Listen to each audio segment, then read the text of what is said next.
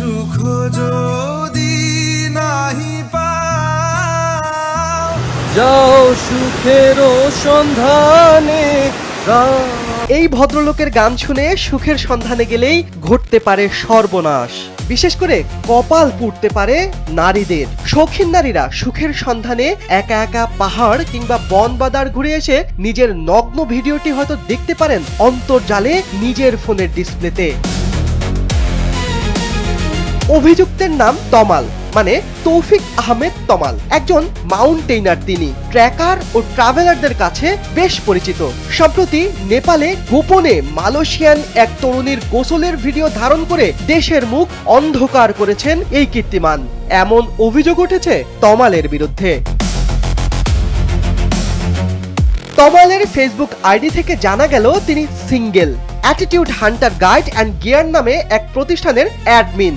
মাউন্টেইনারিং এর ওপর কোর্স করা আছে তার। এসবের পাশাপাশি মদ খান এবং মেয়েদের একা পেলে বেশ ধমকাধমকি করেন তমাল। তার সঙ্গে ট্র্যাকিং করা এক নারী মাউন্টেইনারই এই অভিযোগ করেছেন। ওনার কাজই হচ্ছে সকাল থেকে রাত পর্যন্ত শুধু মদ খাওয়া। উনি হচ্ছে সব সময় নেশায় থাকে লিটারেলি। এই লোক আমাকে ধমকাইতেছে জাস্ট বিকজ আমি ভিডিও নিচ্ছি, তাও আমি কাউকে কিন্তু ডিস্টার্ব করিনি, নিজেই নিচ্ছিলাম। তো আমি ঘুরতে গেছি, আমি পিকচার ভিডিও নিব না। তমাল বসবাস করেন নেপালের জেলে। মানে সপ্তাহখানেক আগে গোপনে মালয়েশিয়ান এক নারীর গোসলের ভিডিও করে ফেঁসে গিয়ে ফল ভোগ করছেন তিনি।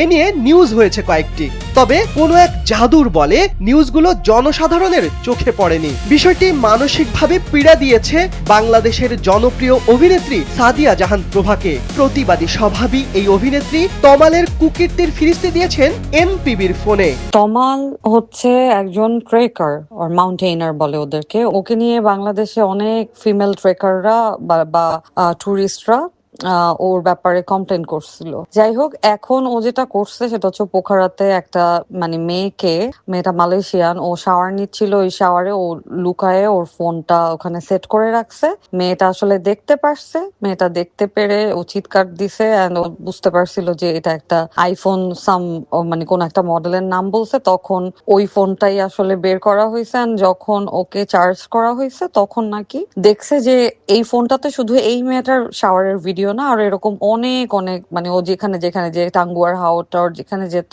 এরকম অনেক মেয়েদের এরকম গোপন ভিডিও ধারণ করা আছে। এখন ও যেহেতু মানে নেপালি পুলিশের কাছে আছে, এটা একটা খুবই ব্যাড রেপুটেশন। এইরকম মানে যৌন হয়রানি, এটা তো খুবই মানে সিভিয়ার একটা ক্রাইম। তমালের কুকীর্তির কথা কেবল প্রভা কেন, ফাঁস করেছেন তার টিমের সঙ্গে ট্র্যাকিং এ যাওয়া বহুল পরিচিত মাউন্টেইনার সৈয়দা লায়লা। নিজের হয়ারাট লায়লা পেজে 1 ঘন্টার এক ভিডিওতে তমালের মুখোশ একটু একটু করে টেনে খুলেছেন তিনি। উনি যখন হচ্ছে কোথাও আগাই দিচ্ছে আমাকে, he is holding my hand একদম সেকেন্ড ডেতেই। And I was very surprise যে আসলে হোস্ট আর ওনাকে তো ভাইয়া বলি, লাইক তমাল ভাইয়া, উনি এরকম হাত ধরে ধরে হাঁটায় নিয়ে যাচ্ছে কেন? তো আমি জিনিসটাকে ফার্স্টের দিকে একটু অ্যাভয়েডই করছি। তো হচ্ছে আমি ওনাকে ওইটা ইগনোর করে দিছি। ইগনোর করার দেওয়ার সেকেন্ড থার্ড দিন থেকে তার বিহেভিয়ারটা একটু চেঞ্জ হয়ে গেছে আমার সাথে। এবার আসা যাক নিজের বিরুদ্ধে আসা এসব অভিযোগের বিপরীতে কি বলেন তমাল। অভিনেত্রী প্রভা ও মাউন্টেইনার লায়লার অভিযোগের পরিপ্রেক্ষিতে গণমাধ্যমের সংবাদ থেকে সপ্তাহখানেক আগে জানা যায় নেপালের পুলিশ জানিয়েছে তমাল তাদের হেফাজতে আছেন। তার বিরুদ্ধে অকাট্য প্রমাণ পাওয়া যায়নি, সেটার জন্য জিজ্ঞাসাবাদ করা হচ্ছে তমালকে।